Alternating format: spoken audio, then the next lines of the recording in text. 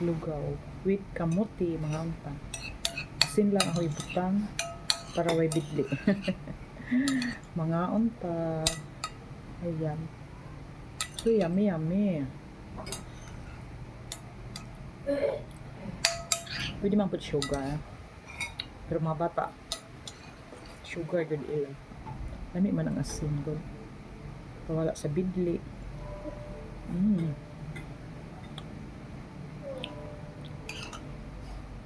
Gamay lang asin po.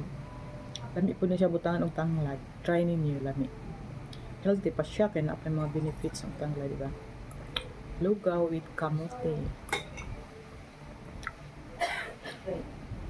Na may gamay bahaw, niya dagan ang kamote.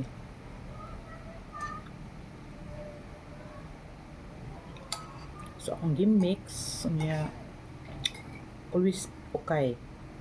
Okay, pero may para loud siya. Mas lami ko ilat.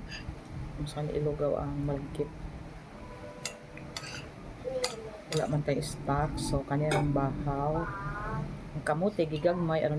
Dali siya maluto. So, tipid na sa gaas. Tipid na sa oras. Mga anta. Salamat sa inyo mga palangga. Love, love. Lugaw with kamote. With salt. Yummy.